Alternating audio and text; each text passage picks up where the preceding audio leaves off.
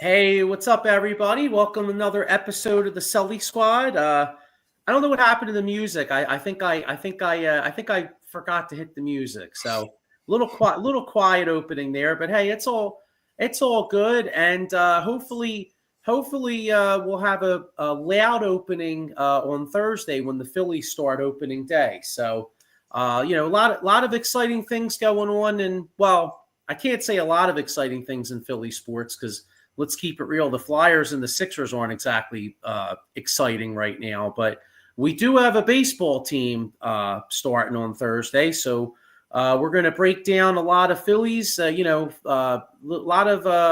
lot of Phillies talk coming up. We'll get into how they're doing, a little bit NCAA basketball. So let's get into it, man. I got my man Sean Kilrain right to my side right here. What's up, Sean? How you doing, man? Pretty good, man. How are you? Hanging in there.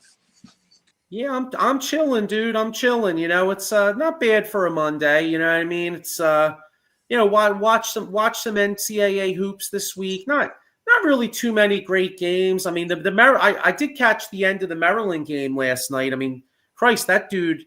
They obviously don't talk. They obviously don't call traveling anymore because that dude took about 8 steps. Yeah, he learns it from LeBron. What's that? He learns it from LeBron. Yeah. So, but hey, he hit the shot. It was an exciting game. So we'll get into some of that. So I got my man Sean, and then I got my man Jeff hopping on with us. How you doing, Jeff? Good, hanging in there, waiting for the Phillies to start.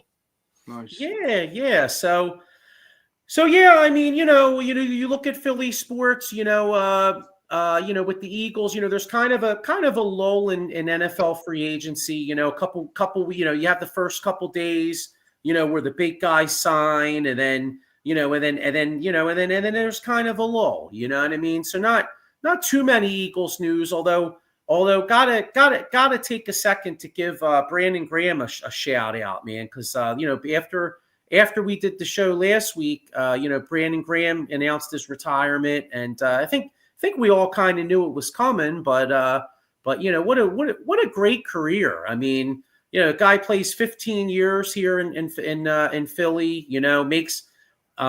Probably makes, in my opinion, the biggest. I know everybody talks about the Philly special, and the Philly special was great, but in my opinion, I think Brandon Graham's strip sack of Tom Brady is the most. Is possibly the most consequential play in Philadelphia Eagles history. What's your Jeff? I'll start with you. What's your thoughts on Brandon Graham? I mean, the guy went from first few years in his career, everybody and their mother was complaining that they didn't take Earl Thomas, and then fast forward 15 years later, guy has plays the most games in Eagles history and makes possibly the most consequential play. What's your thoughts on BG hanging it up? The funny part is a lot of people know, besides the Eagles, I'm a huge Seahawks fan. Oh, okay. So I was kind of thrilled when they got Earl Thomas, because literally stories that I've heard on the radio before from Ray Didinger, he said that the Eagles were literally on the phone with Earl Thomas, telling him to get ready to stand up and get the jersey, and everything. And out of nowhere, they said Brandon Graham. And it was like, what? Mm-hmm. Kind of strange, So, and yeah, the first couple seasons, he was there, but he wasn't anything other than another bust. Here we go. We got this, guy who's going to be a stud, just like before when the Eagles let one go by with Zach Martin. Like, here we go again. But hey, he stuck with it, and for once, I'm going to say that the team stuck with a player.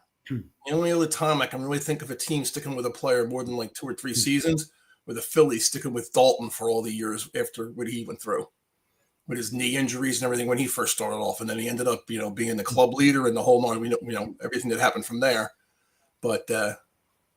Yeah, I mean, and the guy, I guess the biggest thing I can say about him now, he seems very, very down to earth and legitimate. He doesn't seem like he's one of those prototypical Hollywood movie star type athlete. Seems to be really with the community and people and down to earth. And that's the biggest thing I think, besides his play. But the biggest thing I think it has me look up to him. Kind of like Kelsey. Although Kelsey's kind of getting a little bit too Hollywood now. I'm getting a little tired of his story. Yeah.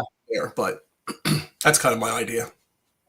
Yeah. How about, yeah. And Eddie Prather with a comment here. He says the Eagles made the right pick with Graham over Thomas. And, if you think about it, if you look for longevity, I mean, shoot, Earl Thomas he's been out of the league for what, about 5-6 years now? 5-6 years. Yeah. Yeah. So it looks like they did. And great call. And you know what? That was a great comparison, Darren Dalton, because Darren Dalton actually, if you think about it, that does come to mind because Dalton, everyone, he was a high, like you said, Dalton was a high prospect, had the knee injuries, and really didn't do shit. I mean, I remember being a little kid, being at a game in like 1989. I had my 11th birthday at the Vet, and we were at the game, and I remember my stepdad yelling down, Dalton was swinging and missing, and he's like, I could feel that breeze from here, you know what I mean? And then fast forward 2 years, 1991, Dalton finally breaks out, and then 2 years later, he's the leader of the '93 team, So that's they really are similar stories. That's interesting. That's an interesting comparison, but and a lot of people don't know. Brandon Graham was close to signing with the Giants in 2014. I remember that. In fact, I think one of the things was I heard a rumor somewhere where Chip Kelly wanted to get rid of him, and Jeff Lurie actually stepped in and said, no, you're not getting rid of Brandon Graham, because I mean, Chip Kelly got rid of just about everybody that was good. Sean McCoy, to the Buffalo Bills for. What's the linebacker's name? Kiko Alonso, the half shirts. You were right when you said because that's pretty much what Kiko Alonso was. Oh yeah.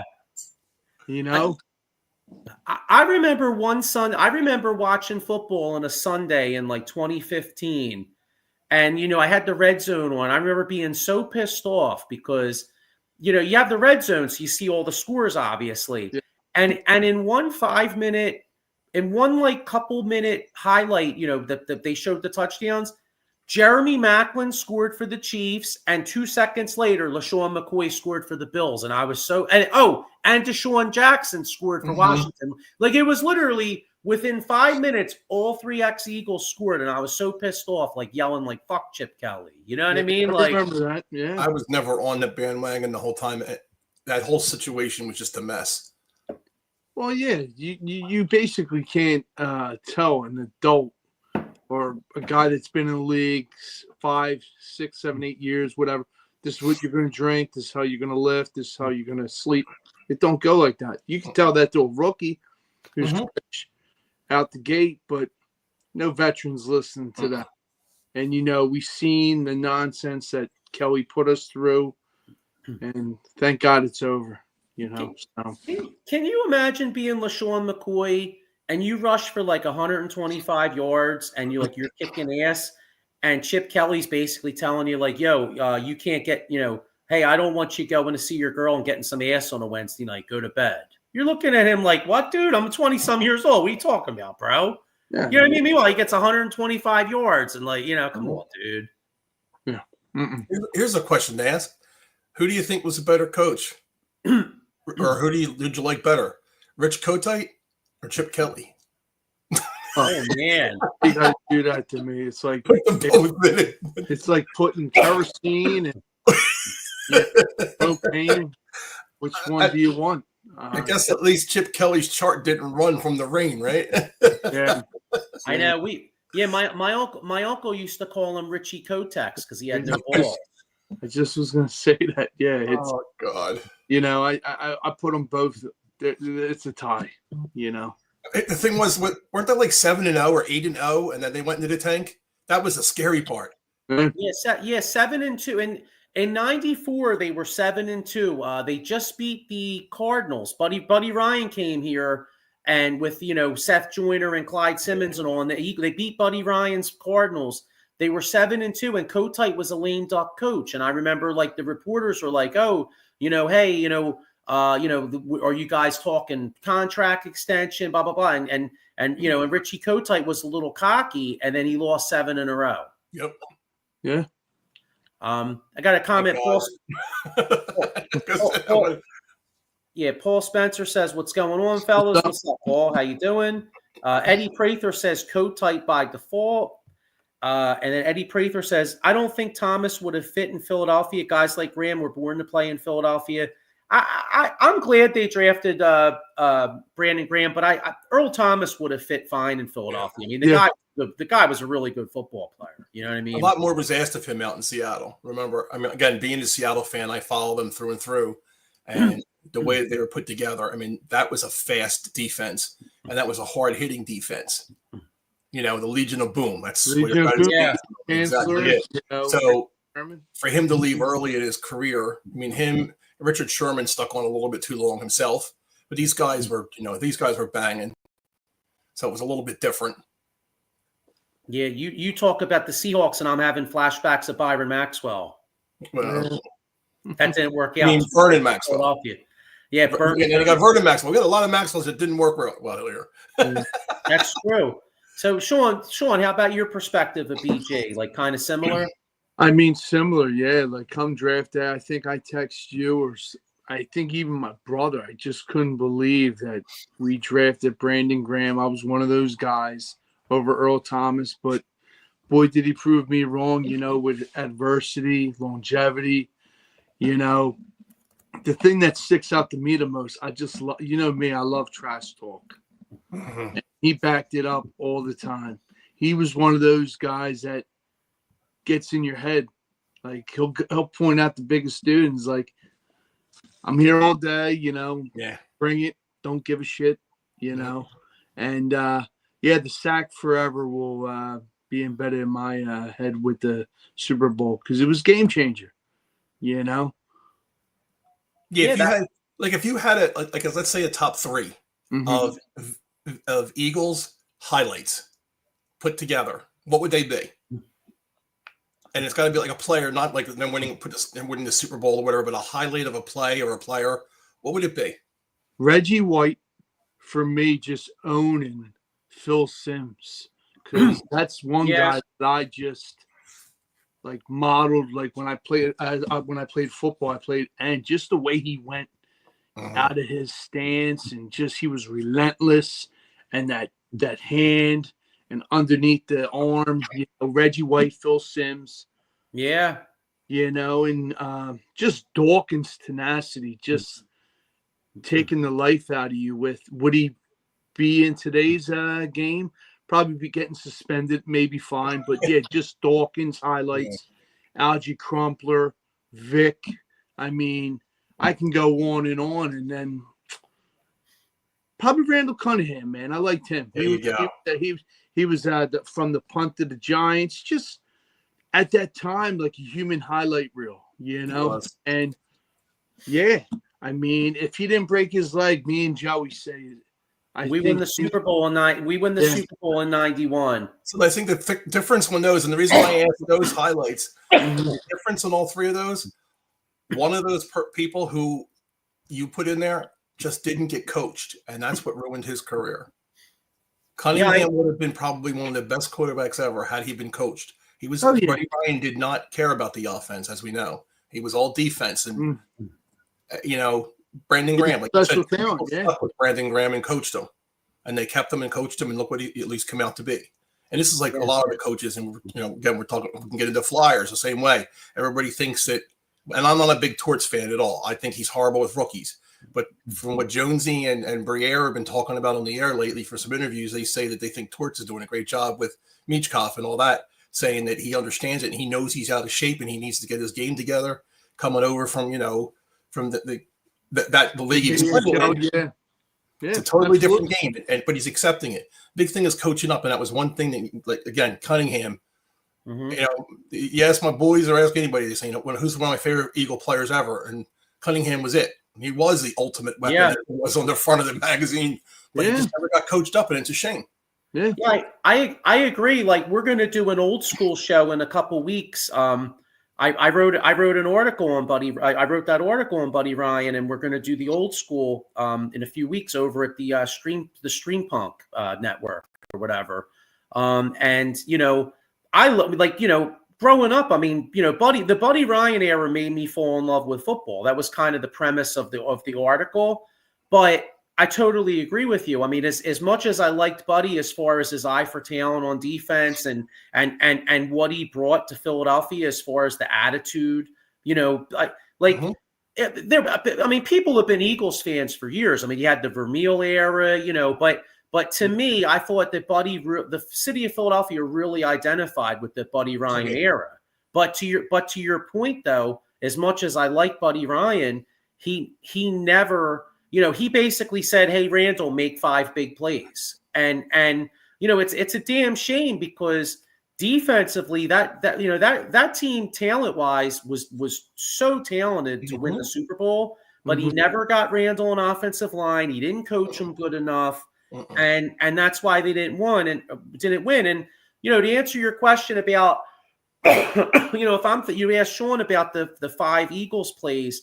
That's a really interesting question, and it's like, I'd almost like to do a show on that because, like Sean brought up Reggie White, like I still have the image of like him tackling Phil Simms, but if you're talking about 5 greatest Eagles plays though, Brandon Graham's strip sacks to me is number 1, right? Philly specials got to be top 5, and then Randall's play. Randall's play on Monday night against Carl Banks, that's probably top 5 to me. Deshaun Jackson's punt return against the Giants, that's got to be up there.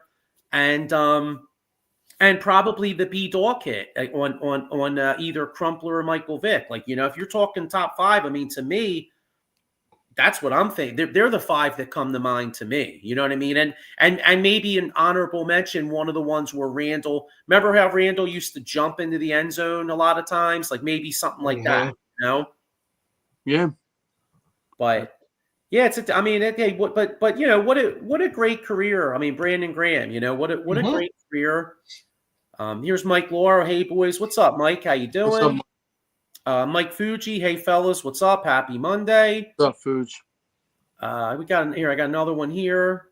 Oh, hang on. I got another one here. Here's an interesting question. Michael Papernick Jr. says, which one, Marion Campbell or Rich Kotite or Ray Rhodes or Chip Kelly? Which coach are you picking if former Eagles coaches? Well, I mean, Marion Campbell. Marion Campbell's got to be the shittiest one just by default. Because I mean, we all like to rip Richie Kotite, but Rich Kotite.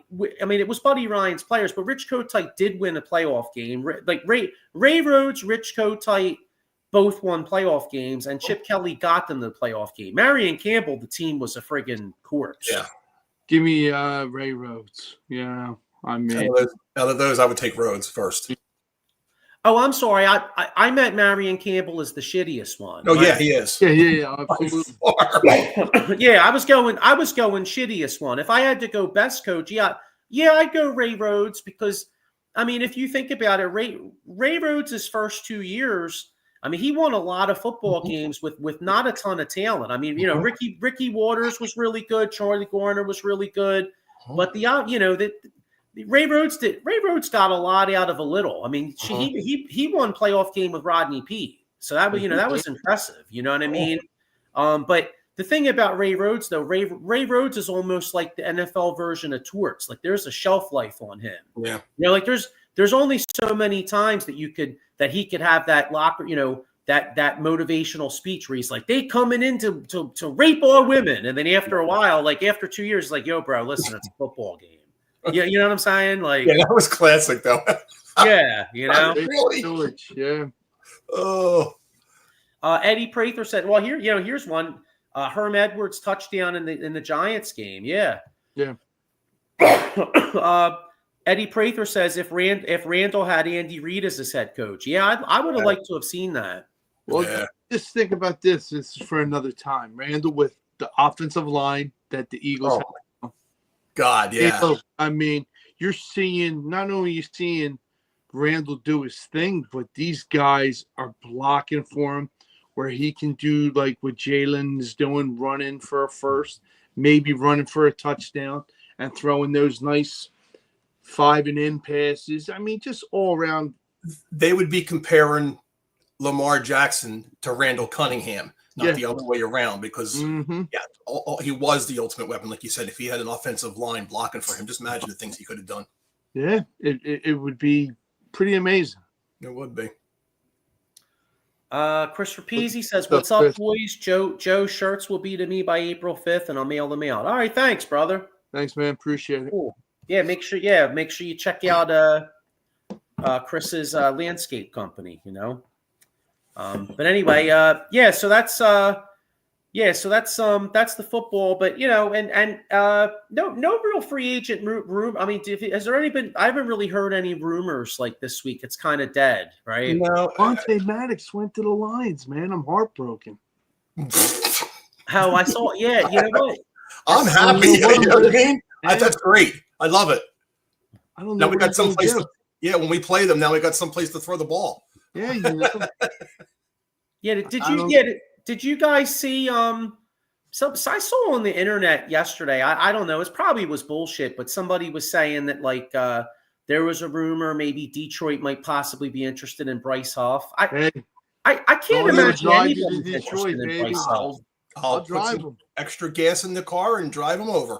I got it. I'll gas the CRV. It's great on gas. Bryce, if you're listening, I'll take you. You know what? I think this year's, to me at least, and you tell me guys if you think it's right. It looks, I guess, crappy because the big names didn't come here. Right. But I think we did what we did last year, and we got some names in here, and I think Fangio is going to get the best out of these guys. If I was a player who they obviously have talent, they're on an NFL roster, and they've had a good year or two, and then they just seem to tail off a little bit. Again, you never know what coaches they had, what schemes they were doing, what was going on. And Fangio seemed to get, he completely moved Bond's position. And look what he did. And he made the money. Look at all these guys who are left the team that are making some money that he adjusted. So maybe these guys coming in, we'll have another year like that. So reading down the list of the names, they've all got, I was looking at it today, they all have a great history. And it's like they all of a sudden just tailed off for whatever reason. Yeah. Injuries, just like you said, Jeff. I mean, if you really look at it, it's like you said, Fangio, and Joey said it time and time again. Fangio finds the best in that player, and they shine. Nolan Smith, I don't think he can do it. He has a bad shoulder. Great technique. First step is speed. What's he do? He shows up. Jackson Hunt is another one. I think he's going to let these guys, play and see what they are come preseason. And you never know. We got 20 picks. We might get a surprise veteran player, a guy that fits this system. Because Fangio does have a say like, look, I want this kid. Don't want that kid, But all in all, the secondaries to me is all set. I think Adoree Jackson's going to be the new Slay. And then just moving forward, probably it's a Jomo time. Just like I always said. I think you're going to see more of him. He has a lot of gas in the tank, and he probably is the new Milton Williams, if not better. We'll see. Well, Jomo did flash in the playoffs. Yeah. I saw him make he made a couple nice plays in that Rams game in particular. Even in the Super Bowl, he flashed. He didn't, he flashes a little bit. What do you guys think before we move on? Because we'll move on to the Phillies in a minute. But Eddie Prather says, which University of Georgia player in defense will the Eagles draft this year? I'd love the kid Malachi Sparks, possibly, but we'll see. You got to move up to get the guy that you just said, Malachi Sparks, top 10 player, great hips, good movement. If anything, probably get a linebacker because to me, I believe it's Walker or Williams. Georgia's. Because of Nakobe Dean, we don't know the severity. I know we're gonna, wean and wait him till his injury's fine. But that's my guy, Or it could be a big country boy alignment, Stalin, you baby. Sean, you had mentioned this to me when we were bullshitting the other day. Yeah. Fuji says, "How about Justin Simmons?" I mean, I can see it. he's still out there. That rumor's been out there for so long. Are they going to? Is there really anything there or not? You know, with him, yeah, because he's that veteran player. He's played under Fangio. I know he's 31, but I mean, is his best years behind him? I don't think so. I think he can kind of resonate maybe a little bit of more play in his career here. So, I mean, get him on the low. I like it. I mean, if anything, we'll see. I mean, that's one guy that stuck out to me. I even said it to Fuji and Joey. Justin Simmons or another veteran player. Yeah, we're not done yet. No, they're not. And we're not done with Goddard. I think's the guy that's done. He's going to go. He might be a draft day guy, and there might be somebody in there that we can pick up. And then after players, after this draft, you might have players, get shaken off teams, and we go ahead and pluck somebody up. Oh, absolutely. There's plenty of time left. That's why I'm not worried about, I if I was like a Bengal or something, I'd be worried. They spent a ton of money and they got nobody in any free agency. Like, what are they doing? Yeah, Michael Paperna Jr. says Fallon, Georgia, or Campbell, Bama, 1 and 2 linebackers in the draft. And, to your point about after the draft, how he's playing this comp pick, we touched on this the last couple weeks, but how he's really interested in getting these comp picks. And, if you wait until after the draft, it doesn't affect the comp pick formula. So, and Justin Simmons knows Fangio. So, there could be something where, no other team's really going after him. It could be one of those like wink, like, hey, we got the draft coming up. Wait and see. Yeah. Wait and see. And the next thing you draft, you see what happens, and then you go and you get a veteran guy to come in here and compete. You know what I'm saying? Yeah. There's plenty of time left. But anyway, that's free agency. It's off season. We got about a month until the draft. But we got a baseball team starting in this town. Major League Baseball starts Thursday. Well, actually, it already started technically. Yeah, the Dodgers and the Cubs. But here in Philadelphia, the Phillies start Thursday. Playing 3-game series down at the Nationals, and then home openers a week from tonight. So. One thing with the Phils, I mean, I don't know about you guys, but does it seem like there's the same level of buzz as the last few years? I mean, it seems to me like there's that Mets loss, I think left a really bad taste in this fan base's mouth. And also I kind of think the offseason kind of left a bad taste in people's mouths. I mean, they're basically, I mean, yeah, they went out and got Luzardo. I think that could be a really good move. They got Romero, the relief pitcher, but who knows about him? He's on kind of a 1-year like show me what you got deal, but not really sensing a lot of excitement. But by the same token, this national, like, I don't sense a lot of excitement here, but nationally, like, the Phillies are still like top 2 or 3 rated to possibly win the World Series. What's your guys' excitement level on the Phillies? Like, Sean, I'll start with you. Like, how, I got down here how many wins, and we'll get into that. But like, how you feeling, man? Like, how you feeling about this team? I don't really know. I mean, to be honest with you, you got a subpar outfield. You got Rojas, and now they're saying Marsh might starting center fielder. You got Kepler. Kepler's good when he's not hurt. Nick Castellanos swings at every damn thing, whether it's high or low. That's another pain in the ass for me. I mean, I like the fact that Bryce was open to move into the outfield, willing to if we were to get Alonso. That wasn't the case. But yeah, I mean, all in all, it's a wait and see process for me. I mean, I feel the same way. It's a wait and see. And here's what worries me. You got Ranger already hurt. They said he's going to miss at least 3 or 4 starts. 3 games, yes. And then who's taking his spot? the guy who should not be here Oh, anymore. Taiwan Walker. He just got pounded again. How many times we have to see this guy get pounded? Anybody can, pitchers can throw 100 miles an hour every so often, and he can throw one here and there. Great. But he's not a great pitcher. He's not your fifth pitcher. They need to get somebody, and he's not the guy. If they want a guy in short relief or something, use him, but he is not the fifth pitcher. That right there scares me. And then, again, like you're saying, wait and see. Turner's got to start hitting. I was thrilled to death when they got Turner. I couldn't wait to see what he was going to do with Harper and all this other stuff. It might have been a disappointment. And I never knew he was that crappy of a fielder, to be honest with you. Yeah, I was shocked too. It threw me. Yeah. And this is the talent for that. And he knows, we did the class move and really got him going, per se, for a period of time with the cheering and everything that we did for him. But all right, now it's time to prove it. It looks like Stott's back after his injury. He looks good.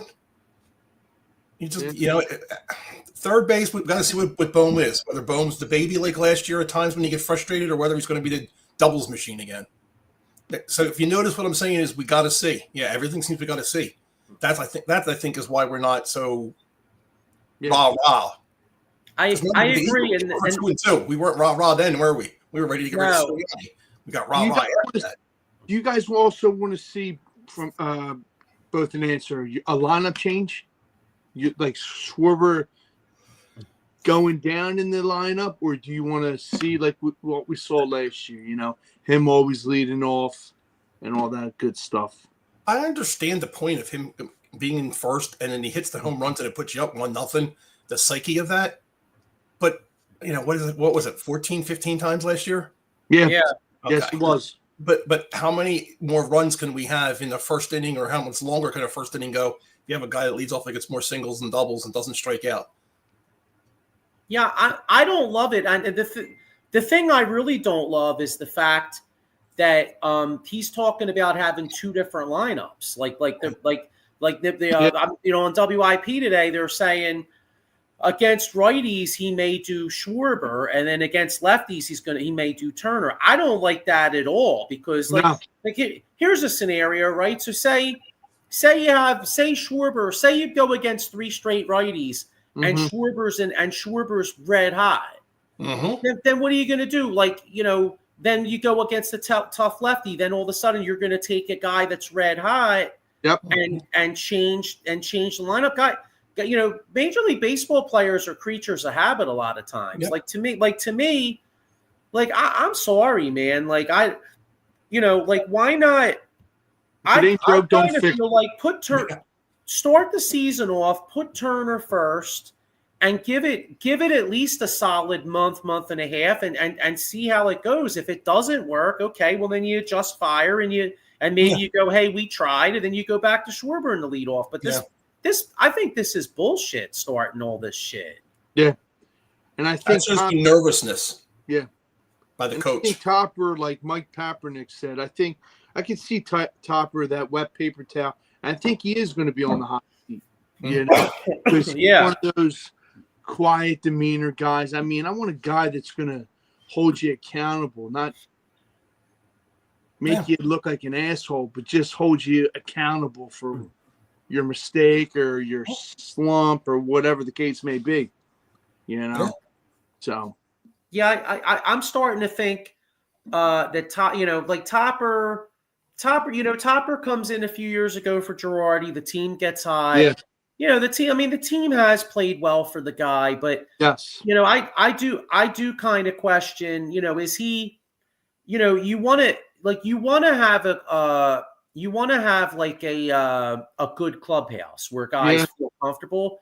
But sometimes I feel like maybe these guys they feel a little too comfortable. Like he's their daddy and not their coach. That's exactly. Exactly. What was the whole reason? Really, Castellanos starting every game. He couldn't sit down maybe one or two, maybe three. No, he started every goddamn game. Whether it was a good game, good series, he played. I just don't get it. To me, he's on the hot seat, but if Michael Papernick Jr. was the GM, he'd already be out. He says, "Here's an idea: fire Robbie, Bring in a manager that knows baseball and has a feel for the game and holds players accountable. Couldn't agree more. Robbie caught lightning in a bottle after Girardi. I kind of agree with that. I mean, I remember even in the 22 playoffs now, it worked for him. You know what I mean? A lot of times it worked, and everybody was saying Philly Rob and all this shit. And so it's hard to argue with success. But there were a lot of moves he made that I kind of was like, oh, I don't like that. You know what I mean? He made a lot of moves to me that I was like, why is he doing that? And it worked in 2022. Guess what? Until it didn't work. His whole bullpen last year was horrible. The way he ended up, it was I only agree. 3 pitchers, and he threw out that. That was almost like Mitch Williams. Mitch Williams had nothing left years ago, and he got thrown out there because Fregosi was so used to having him there. Last year's bullpen situation. Obviously, we didn't hit, but still, it was the same 3 guys with Hoffman and Strom, and it was just they were tired. You could see they were tired. Me and Joey were at a game. What was the game? Well, not at the game. I was watching the game at PJ Wheelhands. Remember, we both said to each other, "Why the hell?" You know, that's what I was going to say. Yeah, Game 6 against Houston. Game 6 against Houston. We're facing elimination. Wheeler is dealing. He takes Wheeler out of that game. In my eyes, questionable decision. I mean, I know he wanted Alvarado to face the lefty, but to me, Wheeler's your number 1 guy. He's dealing. I question that decision. And then, honestly, if we don't win a World Series, this franchise and fan base is going to look back to that Arizona series at 2023. And to me, you know, you could look, obviously, game 6 and 7, you had a chance to win one game. I'll be honest with you guys, though. I feel like Rob Thompson fucked us in that series by bringing Craig Kimbrell in game 4. You win game 4. You win game 4.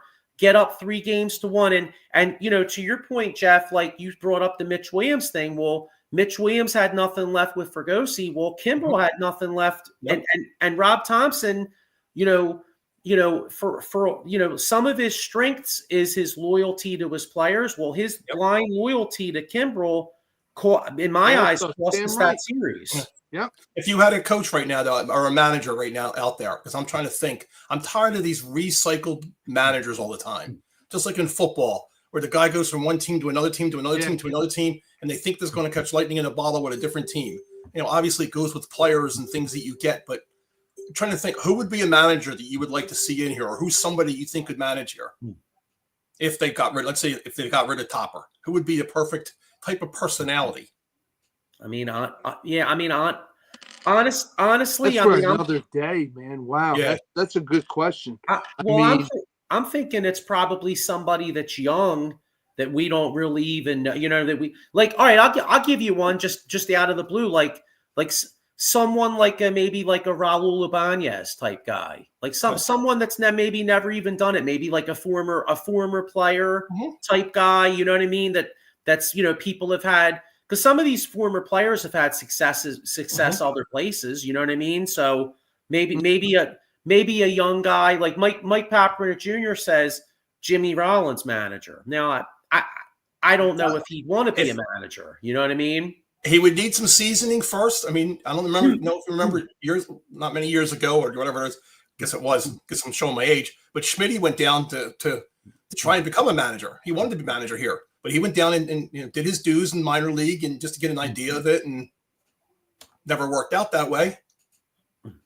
I would want a coach that is somewhat like catcher-esque, like Girardi, but not in Girardi coaching-wise. Utley, I see Utley come up there. Yeah. Could you imagine like a coaching staff like a Jimmy Rollins as head coach, Ryan Howard as assistant coach, Chase Utley is like hitting coach? I mean, you can pretty much bring that team back and put them all in as coaches. Yeah, but the only thing about that, I mean, I get his point, but those guys made so much money. Like to me, I feel like if you're looking for a former player manager, in a lot of ways, it's a guy that maybe was like it was maybe like like the backup catcher somewhere. You know what I mean? That made decent money, but like is a baseball lifer. Like I don't know. like a Rollins, like he made millions of dollars. You know what I mean? So like, does a guy like that want to really deal with that? You know what I mean? Have to be a manager? I'm not sure. I mean, it'd be interesting if he did. Pedro Martinez, if you were to coach Pedro. Yeah. I mean, as you guys talk, I'm trying to think of catchers because they call the game. Some call great games. They know the game. I mean, I'm just going through my head, but at this present moment, nah. That's interesting. That's an interesting point. Yeah. True. I mean, sometimes those guys that are baseball lifers, you bring a guy like that in to get a team like the Phillies over the hump. You know what I mean? Like that last little push. But I don't know, guys. I mean, Thompson sometimes makes moves I don't like, but in reality, I mean, it's. What was that? Don Mattingly. I don't know if he would work here. I mean, Don works here. Think about it. Yeah. I mean, we're just going off the. Yeah, there's. Nah, no thanks. I don't want no Ozzy. No, I don't want Ozzy. Yeah, he's a little crazy. Maybe Ozzy Osbourne, but not Ozzy Gilliam. My buddy Keith texted me. He said Todd Pratt. Remember Todd Pratt, former backup catcher? Yeah, he's a hard-nosed guy. It's not a bad name. Yeah, it's a name I would respect. You know what's funny? I remember my grandfather used to go down to the spring training back in like the early 90s with his friends, and I remember it's ironic because I remember it in the 93 spring training. He went down and they had a great time, and I was like, oh, who looked good? And he said Todd Pratt was hitting the ball off the cover in the spring training. But if you guys remember, though, as good as Dalton was, Todd Pratt actually put up some really good numbers he would play a lot of Sunday afternoons and he would come up with some big hits on like Saturday and Sunday afternoons, Yeah. Mike Papernick Jr. says Ozzie Guillen got hosed with the Marlins. He would hold every one of these players accountable. I mean, he may, but I feel like Guillen kind of, to his point, I feel like Guillen kind of got blackballed a little bit, though. True. I like this one. I think now that we got the ball rolling, Tommy or Albert Pujols. There you go. I can see respect for both of them. Yeah. Pujols seems like he would be. Yeah, I mean, he would probably Tommy's got Charlie with him too. People still love Charlie here. And you think about this, you know what? You might have one of those, Charlie in his ear and Tommy the head coach. That might, Yeah, what's funny? I love Charlie. I mean, I think most of us, I think so much of our fan base, and that, Charlie Manuel is so friggin' likable. Like, I like Charlie. I think everybody loves Charlie, but he's like your grandfather, dude. Yeah. What's not like to like him? I mean, but looking at that era though, I hate to come off as overly critical because they did get us a World Series, but I really, and maybe this is going to sound unpopular, I think that team actually like underachieved to a point. I mean, we won 5 straight division titles, but I'm just saying with all the talent that team had, I really think they should have won 2. Yeah, they should have had 2. I agree with they should have 2. Don't even. I mean, I hate it seeing that Yankee series, and it's like a kick in the balls. But that's for another time and day. Well, the 2011, the 2010, and the 2011 ones were the worst because both those years they had the best record in baseball, and especially 2011. I mean, I mean, and it just goes to show you like. Let's get into modern day. We'll get into the predictions and stuff. But like, it gets into baseball. Like, how many times you could be the best team in baseball over the course of 162, and then you play that hot team like that 2011 team. I'm convinced if the Phillies play anybody but the St. Louis Cardinals that year, the Phillies win the World Series that year. Like the Cardinals were just what were they, like 22-2 or something? And the last, they were so red hot. and they just took us out. You know what I'm saying? A hot team always goes further. They Definitely. said, "Who's your daddy?" That's it. So. You know what? This is one. Mickey Moore doesn't Mickey Morandini spent a lot of time in the minors. This actually might make some sense. I think he coached up a little bit. That's a very good one, Fuge. At the Iron Pigs. Yeah. Eisenreich, he's another one too. Yeah. Eisenreich would be a name out there. What? Yeah.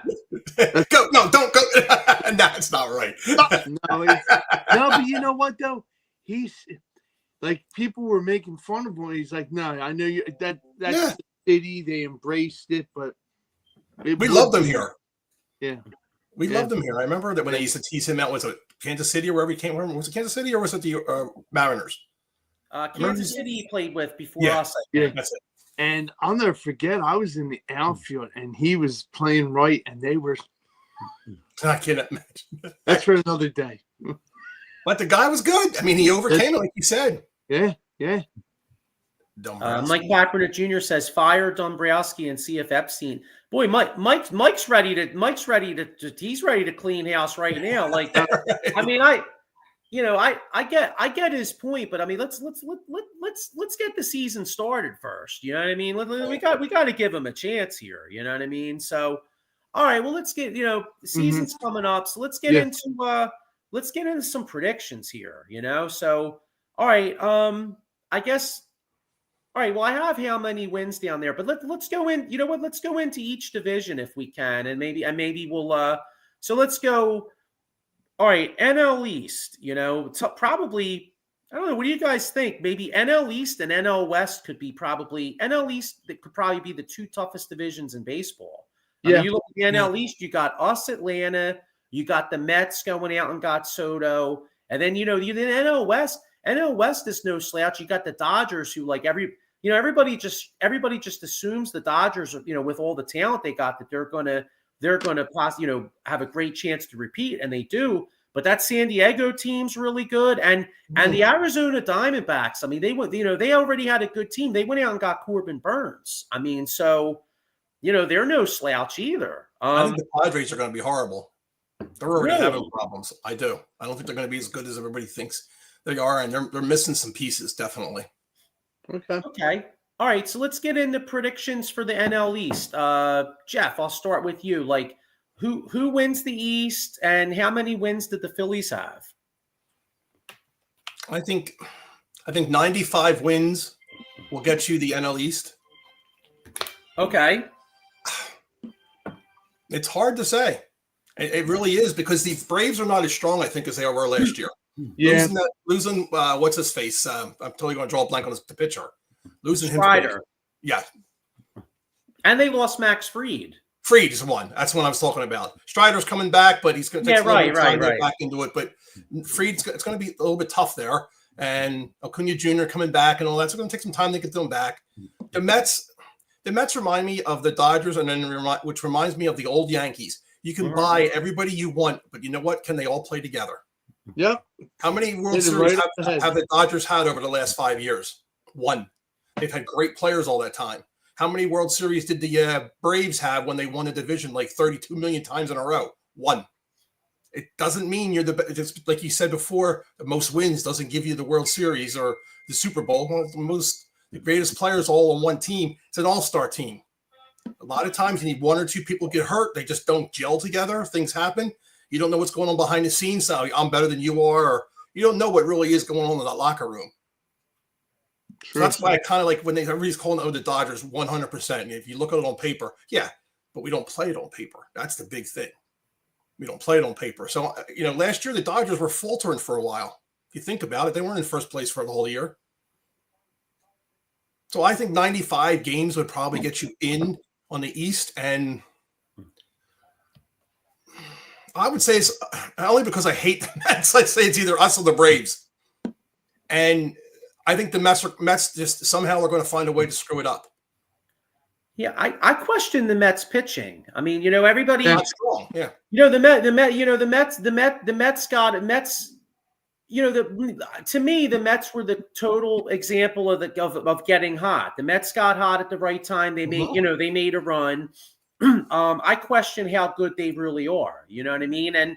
And you brought up the Braves. I mean, as good as Acuna is, Acuna is coming off his second major knee injury. I mean, he's still young, and it's baseball. So, I mean, you assume he could come back, but still two pretty major knee injuries. I mean, you wonder if he's going to be the dominant force that he was, I mean, he was such a great player. Even if he takes a small step back, he's still going to be really good, but that could be a factor, Mike Papernick Jr. has NL East Atlanta, NL Central Cubs, NL West Dodgers, AL East Boston. I think Boston's actually going to. They made some good moves this year. AL Central Tigers, AL West Seattle, and here we go. And then he's got Mike Papernick says Phillies with 89 to 90 wins come in second to the Braves, and the Phillies get the wild card. Okay, Sean, how about you? What you think in this NL East? I'm right there with Mike Papernick. Huh? I'm right there with Mike Papernick with I think the Braves kind of nick us in the butt with Strider and Fried, and then a couple other acquisitions too, But Phillies 98 wins. Wow. So that means the Braves win about close to 100 games. Yeah. Wow. Okay. All right. Yeah. I mean, I'm not. Yeah. Well, the one thing is the NL is very, very, very. If I look at both these leagues, like to me, I feel like the class of baseball is more in the NL. You know what I mean? Like the AL, with Garrett Cole being out, with the Yankees losing Garrett Cole. Yeah. And Boston looks like they'll be better, but like to me, the NL, with the Dodgers, the Cardinals, I mean, the NL is a gauntlet. So yeah, I'm going. I think Atlanta. Unfortunately, I think Atlanta does win the division. I think we kind of each beat each other up a little bit. I think Atlanta wins the division with like 94, 95 wins. Phillies win about like 8.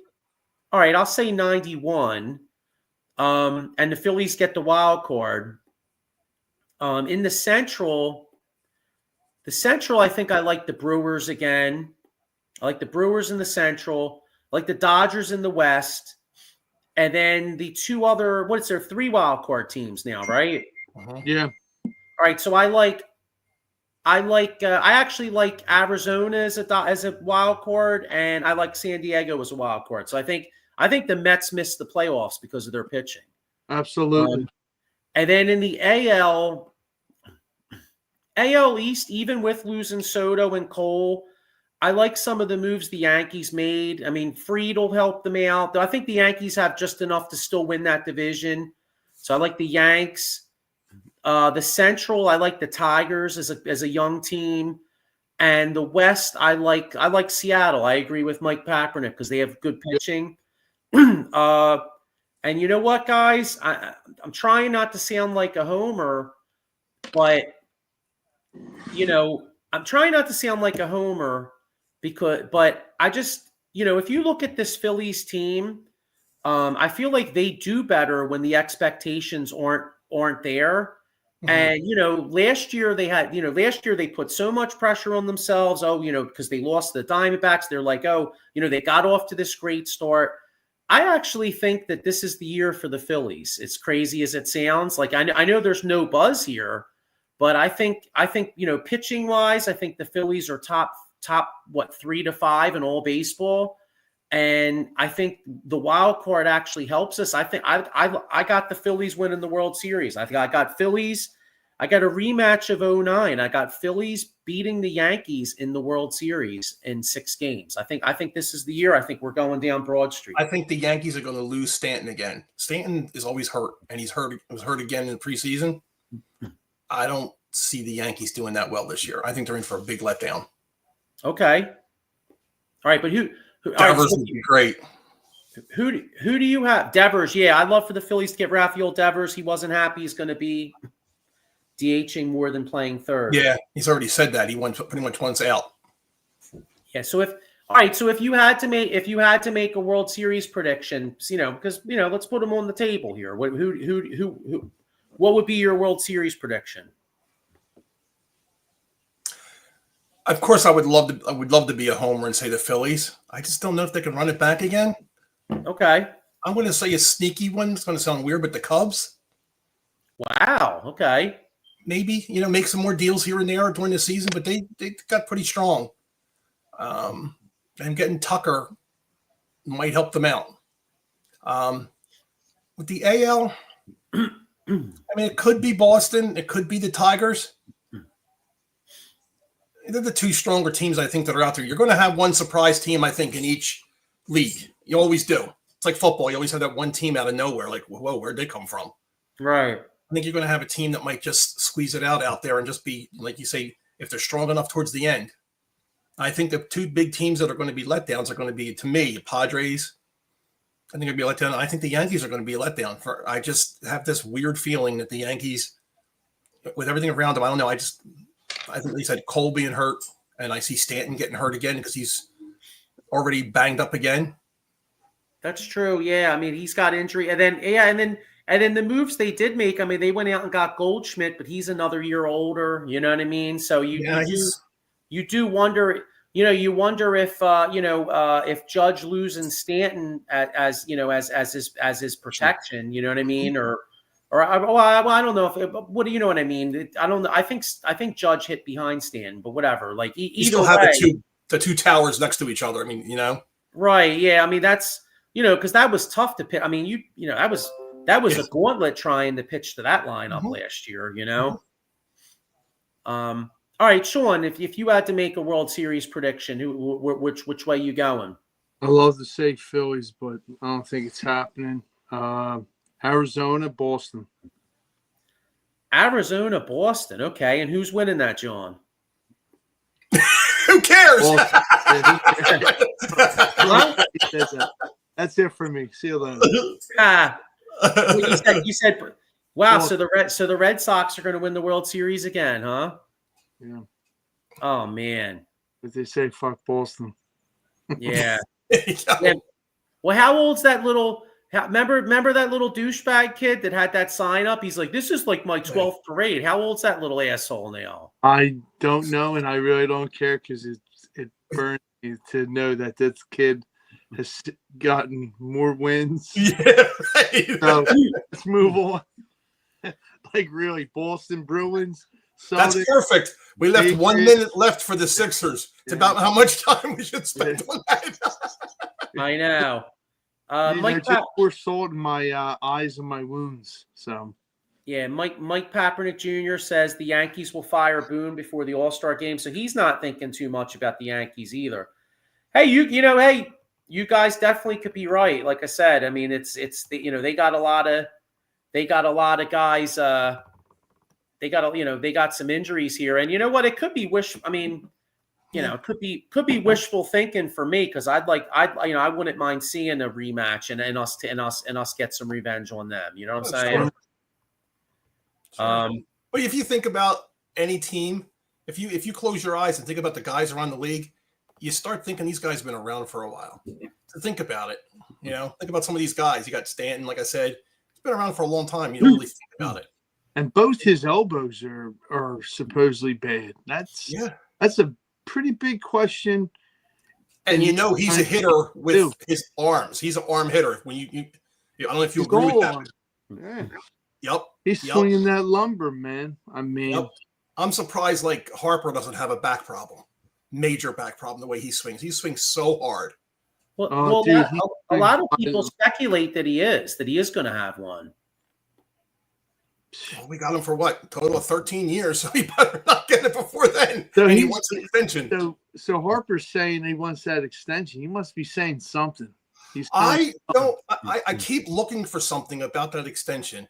Whether he wants the extension to redo the contract and get some players in here, kind of how I don't want to say the Bobby Bonilla type, but stretch out the contract a little and then get somebody in here. Like you said, he was willing to move to the outfield again. Kind of tells you something. He really wants to win a World Series here. I really do think he wants that bad. I love that fire and determination, but just like Mike Papernick said, I see let's get rid of Bohm, get that Devers. It surprised me with the trade. Yeah. I mean, I'm all for it. And I know Castellanos is in his last year. Surprise me with something. Unless he comes out with unless he stops trying to go at that outside pitch, I can see him being moved by the All-Star game. Yeah. I mean, Sean, you sent me something earlier today. I mean, because since they are trying to run it back, one thing that's a little encouraging, and take it with a grain of salt because it's spring training. But the Phillies have drawn 148 walks this spring training, barring any team walking a lot in their final game. They will finish spring training first in walks. So, again, it's spring training. I mean, how many guys hit like 500 in spring training and then they hit like 190 the first month of the season? You know what I'm saying? I realize that, but at least that's a positive sign. Yeah, but how many of those pitchers are really good pitchers that they played against? Guys could hit the plate. Well, that's true. That's what I'm saying. Take it with a grain of salt. You know what I mean? Like for example, the Met series. The Phillies were out there chasing all that stuff, and I think, if memory serves me right, I think the Mets set a record for like most walks against the Dodgers in the championship series. So. Yeah, so and they were throwing the same shit that they were throwing to the Phillies. You know what I mean? That's Bohm, Miller, 2 minor leaguers for Devers. I don't want to get. I like the potential of Miller. I don't know. I like Devers. Don't get me wrong. Devers is a good ball player. The only problem with Devers though is he's another left-handed bat. I mean, shit. I mean, if you give up Bohm. You really don't have shit from the right side. I mean, from the right side, you only really have Castellanos, JT, and Turner if you make that move. You know what I mean? Like, you're very left-handed. I mean, all of a sudden, you're going Schwarber from left-hand, Schwarber, Stott, Harper, Devers, Marsh, and then Christ, man, half your 6-7 guys in your lineup on a consistent basis will be left-handed. I think you're really, really having a hard time against left-handed pitching if that's what you do. You know what I mean? Give me the Duran kid from Boston. I love the way he plays the outfield. Yeah, but that's not going to happen. No, they're not going to get rid of him yet. Hopefully, the Phillies stay healthy, and then we didn't even really get into. I talked about their pitching. One concern is Ranger Suarez already has a back issue, and that's, so injuries are always big. And, when I think of injuries, man, the one guy you got to call, my man Jason Fine, a.k.a. Attorney Big Al. If you get hurt out there, Sean, you lift a lot of heavy things at your job, right? Absolutely. Steel. Yes. So if you hurt your back or you strain a nut or something, you know what I mean? You're out of work for a little while. Call my man Jason Fine, motor vehicle accident, slip and fall, workers' compensation, or personal injury claims. He's got 3 offices throughout Pennsylvania and Jersey, 1 in Philadelphia, PA, 1 in Cherry Hill, and 1 in Pittsburgh. So, but yeah, I mean, Ranger Suarez, he's in the last year of his contract, already another back issue. I mean, I'm concerned about that. And, it sucks that we got to see Taijuan Walker, but hopefully he's not. Maybe he's I'm sorry, he's just trash. I don't like him. I just can't. I cringe when he comes in. Who are you talking about? Taijuan Walker. Yes. Yeah. I love Ranger. I wish Ranger was great. Trash. I mean, he's just trash. He's just throwing the ball up there. And his facial features also gives it away like, oh, well. Yeah. And then, all right. And then, we'll get ready to wrap up in a minute here. And then before we get out of here, any thoughts on the NCAA tournament, like with who's left? Any thoughts on who's winning this, John? Tell you what, man. Or does anybody really care? Florida looks good. I mean, no, it's something to watch, in March because it's March Madness. Florida, I got winning one of my things, and Duke. So we'll see how that goes. I think Duke might. I'm I used to do a lot of the, get into the March Madness and all that. And I know my boys used to take off their day of work and watch the first day. This year, I'm going to be honest with you. If the teams that were listed there, I didn't even heard of them. I couldn't tell you where the school was or anything about them. You don't know where High Point is, man? Come on. High Point used to be a bowling alley down in Manayunk. Okay, so maybe that's where they came from. Yeah, it's the problem. I don't know any of these, and what was it back in the day? Gonzaga. Nobody knew it was Gonzaga until all of a sudden Gonzaga, your St. Mary. St. Mary's, exactly. Valparaiso. Yes. You never heard of them. Then they came out and they were big, but I'd never even heard of these teams. But just on the strength right now, I think Florida, Duke, I think I'd like to see North Carolina got knocked out finally. That's nice. Tired of them being there. Mm-hmm. Yeah. And one more thing before we roll. Yeah. Fuji sent this to me. The Eagles are expected to sign former Dolphins tackle Kendall Lamb. He's played 10 seasons. He's a swing tackle. He's basically the Fred Johnson replacement. Stoutland, you. Come on up. Yep. Fangio knows him now. He had him in Miami, so. Yeah, Stout. The Jeff. Stoutland, you baby.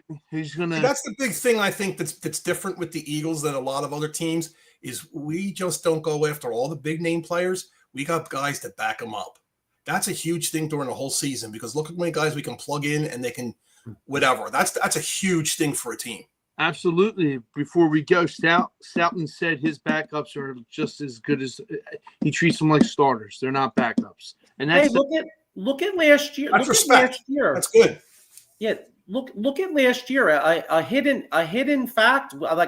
We mentioned Fred Johnson left. Fred Johnson had to start like 3 or 4 games last year, and they played well. They won most of those games. I mean, because Mailata got hurt. Fred Johnson played well in those games. So no one's going to talk about losing him, but he's a loss. That's the key to what I think what Howie and the defensive coach at least and the offensive coaches work on. I don't think he does it all himself, Howie. Obviously, he says these guys, is this guy worth it? Do you think he's a reclamation case? Whatever like that.